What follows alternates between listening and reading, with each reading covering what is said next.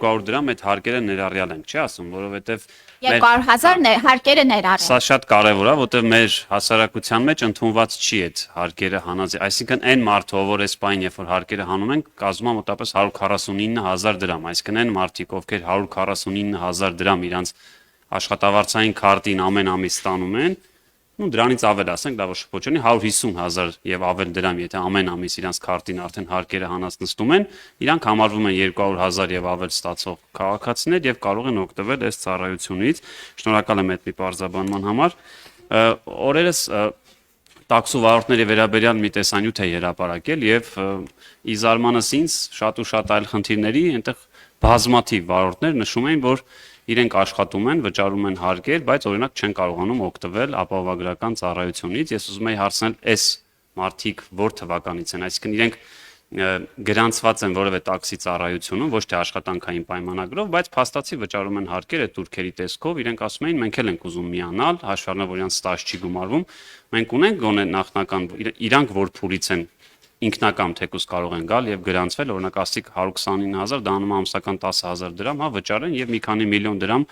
բուժ ապահովագրությունից օգտվել։ Շնորհակալ եմ շատ։ Ուրեմն ամենայն հավանականությամբ խոսքը գնում է քաղաքական պայմանագրերով աշխատանքի մասին, ուրեմն նրանց համար օրենքը կսկսի գործել 2027 թվականի հունվարի 1-ից, այս պահին գործում է աշխատանքային պայմանագրերով կնքված ուրեմն գործարքների մասին։ Այո, ճիշտ ասած մեզ էլ հարցերի շատ մեծ հոսք ունենք, որ անգամ մարդը քաղաքական պայմանագրով չի աշխատում, բայց ինչ որ դրսից եկամուտ ունի կամ այլ ձևաչափով է իր կարիքները հոգնում բարեկամների օգնությամբ, բայց ուզում է կամովի միանալ առողջության ապահովագրությանը, սա իհարկե մեզ համար շատ կարևոր ցուցիչ է եւ մենք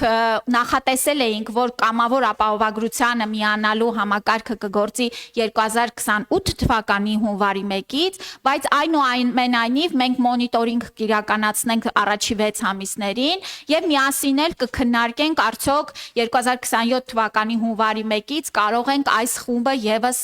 ընդգրկել, բայց քաղաքական պայմանագրերով 2027 թվականի հունվարի 1-ից եւս